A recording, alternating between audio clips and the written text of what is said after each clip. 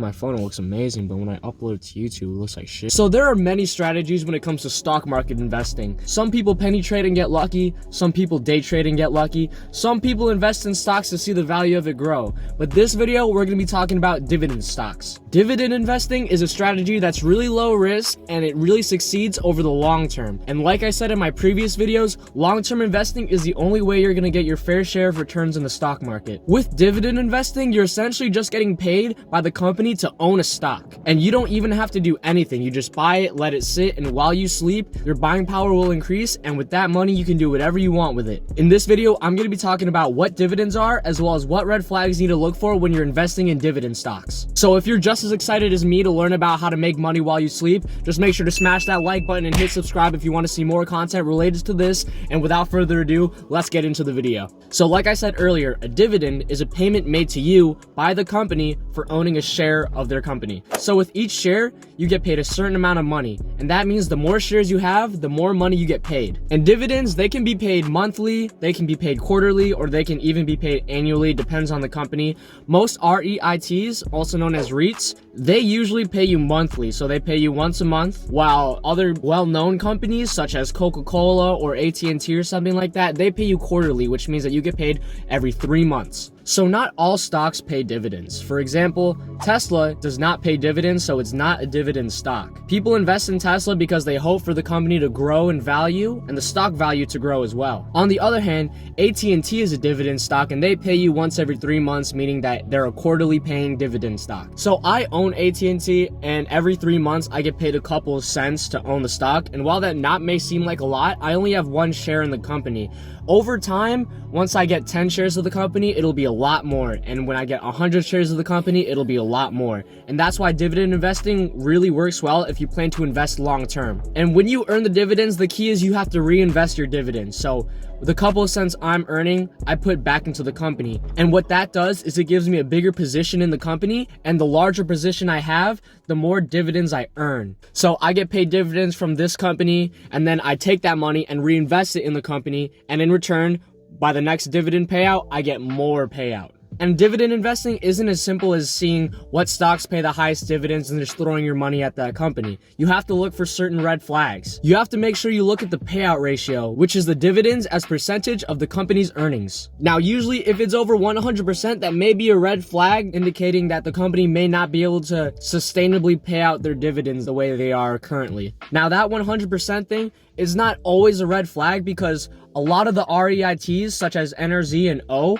they're way over 100%, but there are reasons that these companies are beneficial to have in your stock market portfolio. NRZ and O are REITs, also known as REITs or real estate investment trusts. And the advantages of owning an REIT are their dividends are usually a lot higher than other stocks, and they also pay their dividends monthly. And that doesn't mean that you're making more money, it just means that instead of the annual yield being divided by 4, it's just divided by 12. So you're getting paid more frequently, but you're getting paid a lesser amount. Now, as you can see in the charts of these companies, there are a lot of hiccups, and they're consistent hiccups, and that is from paying out the dividends. And since the payout ratio is so high, it doesn't really allow for the stock value itself to go up. Whereas other stocks such as McDonald's and Coca-Cola, their payout ratio is less than 100%, and their growth over time is a lot more consistent than the REITs. Of course, there are some hiccups here and there, but overall, the patterns of hiccups are not as drastic as the REITs. You also have to look at the dividend history of the stock to see, over time, are they paying more dividends or are they paying less dividends? If they're paying more dividends, you're likely going to want to invest. And not only that, but you also have to look at the stock price. There's this one stock called AGNC. And this YouTuber, Bruce Wannng, has a lot of it. And I'm not hating on Bruce Wannng at all. I love his videos. My net worth is nowhere near his net worth, so I can't hate on him. But the reason that I don't invest in AGNC is because even though their dividend yield is over 12%, over 5 years, the stock value has gone down 24%. So I'm a long-term investor. I'm going to be investing for more than 5 years, for more than 10 years, and I don't want to see that stock go down another 25% and I'm only yielding 12%. It doesn't make any sense. To me, at least, it doesn't make any sense. So that's why I don't invest in the company. And also, PE ratio and earnings per share are really important measurements that you need to look at before you start investing in the stock that you're looking at. PE ratio is especially important with the blue chip stocks because the blue chip stocks, they're not necessarily paying out massive dividends, but at the same time, their growth is a lot more consistent over time. And if you're just beginning to start investing in dividend stocks, I really recommend not putting all your eggs in one basket.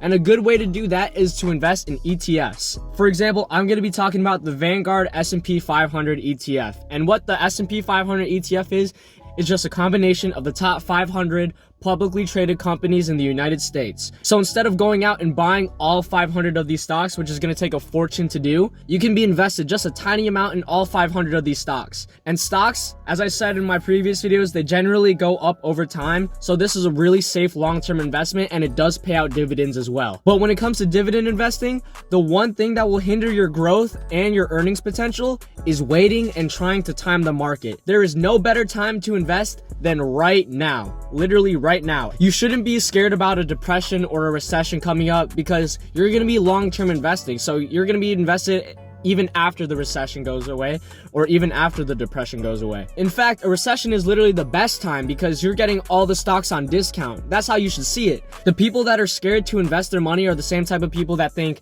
oh yeah, I'm just gonna, as soon as I invest, I'm gonna lose all my money and never get it back. But you have to be brave while others are fearful, and you have to start investing in those stocks during the recession, because all those stocks are literally on sale, and when the recession is done, the stocks are going to be at an all-time high. Now, I've seen really stupid comments on the internet talking about, oh, you should wait till Monday to buy a stock. Those are the best time. Or you should wait until January to buy stock, not December. Like, that is the stupidest thing I've ever heard in my life. Like, whoever said that, I saw someone comment that online, and I couldn't help but think, damn, this dude is probably like 15 years old. He doesn't understand a single thing about stocks. The best time to start is right now, and the worst time to start is later.